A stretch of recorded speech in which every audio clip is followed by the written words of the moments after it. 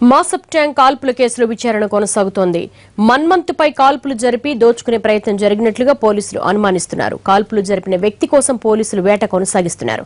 దేశవాళీ తుపాకీతోనే దుండగుడు కాల్పులు జరిపాడని, ఆ తర్వాత పారిపోతూ ఉండగా ఆ దృశ్యాలు సీసీ కెమెరాలో రికార్డు అయ్యాయని, వాటి ఆధారంగా విచారణ జరుపుతున్నట్లుగా పోలీసులు తెలిపారు. స్థానికులపైనే పోలీసులు అనుమానం వ్యక్తం చేస్తున్నారు.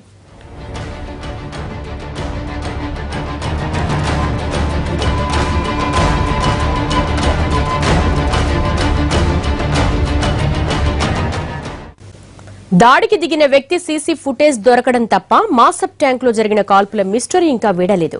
కేబీఎస్ బ్యాంక్ సీఈఓ మన్మథ దాలియాపై కాల్పులు జరిపింది ఎవరు అన్నది ఇంకా తెలియరాలేదు.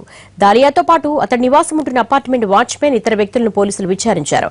బ్యాంకు సీఈఓ అయినందున నోట్ల మార్పిడి వ్యవహారమే అయ్యుండొచ్చని మొదట అనుమానించారు పోలీసులు. అయితే విచారణలో అలాంటి అంశం బయటపడకపోవడంతో దొంగతనం కోసమే అగాంతకుడు దాలియా ఇంట్లోకి వచ్చినట్లు దాదాపు అభిప్రాయానికి వచ్చారు.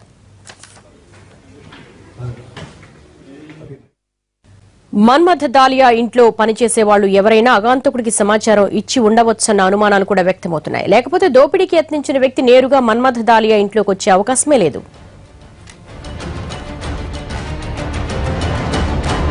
సీసీ కెమెరాలో అగాంతకుడు పరిగెడుతున్న దృశ్యాలను కూడా పరిశీలిస్తున్నారు పోలీసులు. అతడి జాడ కోసం ప్రత్యేక టీంలు గాలిస్తున్నాయి.